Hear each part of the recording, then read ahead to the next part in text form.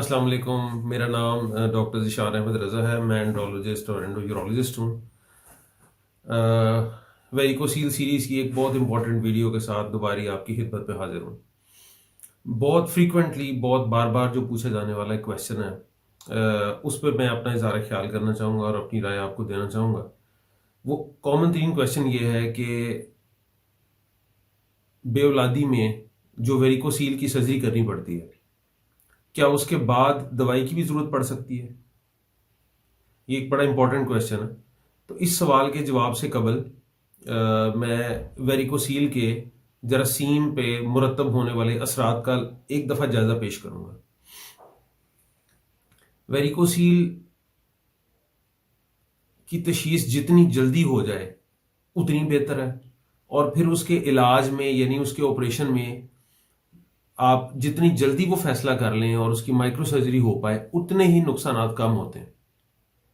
अगर वेरिकोसील की तशखीस हो गई है, यानी आप बेऔलादी के लिए स्कोटल डॉपलर कराते हैं और सीमेन एनालिसिस कराते हैं, तो सीमेन एनालिसिस में प्रॉब्लम है और स्क्रोटल डॉपलर के अंदर वेरिकोसील आई है, तो दैट मीन्स कि this is the high time कि आप अपने डॉक्टर से मशवरे के बाद, अगर वेरिकोसील के असरात जरासीम पे पड़ने लग गए हैं, यानी हरकत कम है, उसकी मॉर्फोलॉजी ख़राब है और उसके जरासीम की जो मकदार है वो कम होने लग गई है, तो this is the high time, this is the right time कि आप वेरिकोसील की सर्जरी के लिए माइक्रो सर्जरी का प्लान कर लें। इससे कबल के वेरिकोसील की वजह से कुछ नाकाबिल तलाफ़ी नुकसान हो जाएं जरासीम को, जो बाद में रिकवर ना हो सकें।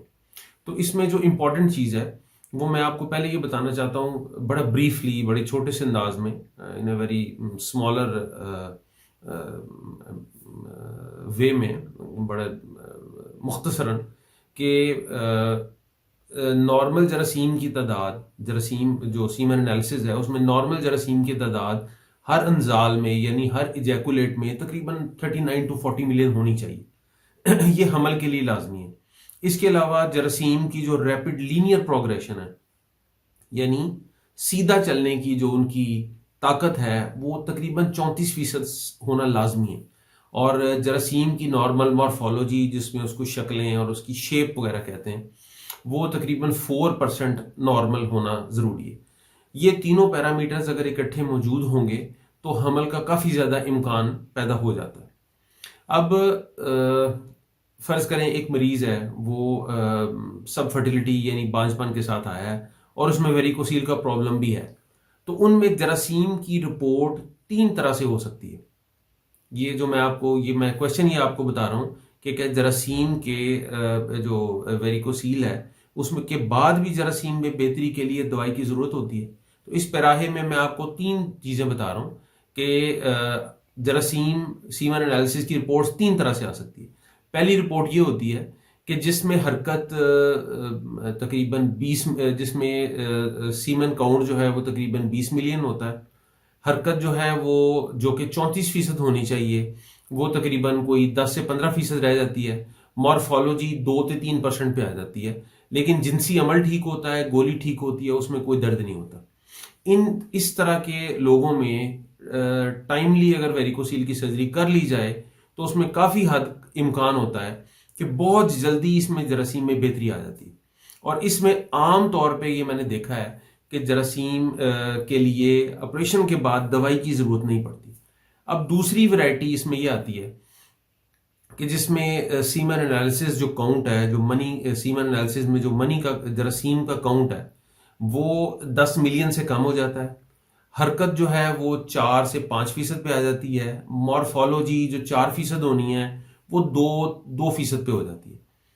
और जिनसी अमल भी नॉर्मल, टेस्टिस भी नॉर्मल, दर्द भी नहीं है और वेरिकोसील मौजूद है। इसमें वेरिकोसील के ऑपरेशन के बाद तकरीबन 9 से 10 महीने या बाज़ दफ़ा 1 साल तक इंतज़ार करना पड़ता है कि जरासीम बेहतर होने लग जाते हैं और हमल की तरफ सिचुएशन, सूरत हाल बन जाती है। लेकिन अगर ज़्यादा बेहतरी ना आए तो इनमें दवाई की ज़रूरत पड़ सकती है। तो वो दूसरी किस्म जिसमें जरासीम की हरकत भी मुतासिर हुई है, जिसमें जरासीम का काउंट भी कुछ कम हो गया है और जिसमें मॉर्फोलॉजी ख़राब हो रही है, इसमें जरासीम की ज़रूरत, इसमें मेडिसिन की ज़रूरत पड़ सकती है। अब तीसरी तरह का जो काउंट है वो ये होता है कि जिसमें जिसमें वेरिकोसील की सर्जरी बहुत डिले हो गई है और पेशेंट जब आया है तो वेरिकोसील की असरात की वजह से उसके जरासीम की तादाद वो 2-3 मिलियन रह गई है या 5 मिलियन से कम हो गई है, और जिसमें मॉर्फोलॉजी जो है वो भी 1% रह गई है, और हरकत जो है वो बिल्कुल 3-4% पे खड़ी हो गई है या 0% पे आ गई है। तो इस सिचुएशन के अंदर इस सीमन एनालिसिस के साथ जब मरीज आता है तो आमतौर पे उनको पहले बताया जाता है कि आपका ऑपरेशन के बाद आपको दवाई की जरूरत भी होगी, यानी वो मर्ज वेरिकोसील का जो ज्यादा देर ठहर जाने की वजह से गोली के साइज पे भी असर डाले, जरासीम की मिकदार को खतरनाक हद तक कम कर दे और जरासीम की हरकत जीरो हो जाए और मॉर्फोलॉजी भी 1 या 2% पे हो जाए। इन मरीजों में हर मरीज के अंदर ऑपरेशन के बाद दवाई की जरूरत पड़ती है। तो मैं इसको दोबारा एक दफा, और दवाई वो होती है जो आमतौर पे पाकिस्तान में सारे स्टोर से मिल जाती है, कोई स्पेशल दवाई नहीं होती या कोई ऐसी दवाई नहीं है जो मैं अपने पास से देता हूँ, वो हर जगह से मिल जाती है दवाई। और अब इसको मैं एक दफा दोबारा समराइज करना चाहूंगा क्योंकि टॉपिक जरा थोड़ा सा कॉम्प्लिकेटेड सा है कि अभी किन मरीजों के अंदर दवाई की जरूरत पड़ती है। उन मरीजों में दवाई की जरूरत पड़ेगी जिन मरीजों में जरासीम वेरिकोसील के असरात की वजह से काफी ज्यादा खराब हो चुके हैं, गोली का साइज कम हो चुका है, टेस्टोस्टेरोन लेवल नीचे जा चुका है। इसमें इन मरीजों में तकरीबन हर मरीज में ऑपरेशन के फौरन बाद हम दवाई शुरू कर देते हैं। बाकी मरीज जिनके अंदर जरासीम खराब हुए हैं, हरकत भी कम है और मॉर्फोलॉजी भी कुछ खराब है लेकिन बहुत ज्यादा खराब नहीं है जैसे कि पहली वाली वैरायटी में था, तो उनमें इंतजार करना पड़ता है। आमतौर पे उनमें हमल के लिए अगर 10 महीने में या 1 साल में हमल ना हो तो दवाई शुरू करनी पड़ती है। और वो लोग जिसमें जरासीम एनालिसिस आपका जो है वो काउंट बहुत बुरा नहीं है, यानी 20 मिलियन तक है, 10 से 15% उसके अंदर मौजूद है, हरकत मौजूद है और उसकी मॉर्फोलॉजी भी अच्छी है, इन मरीजों में ऑपरेशन के बाद दवाई की ज़रूरत नहीं पड़ती और वो मकसद जिसके लिए ऑपरेशन कराया जाए वो सिर्फ ऑपरेशन ही से हल हो जाता है। उम्मीद है कि आपको मैं इस क्वेश्चन के बारे में तफसीलात आसान तरीके से समझा चुका हूँ। वेरिकोसील की एक और वीडियो के साथ इंशाल्लाह ताला मैं आपकी खिदमत में ज़रूर हाजिर हूँगा। बहुत शुक्रिया। अस्सलाम वालेकुम।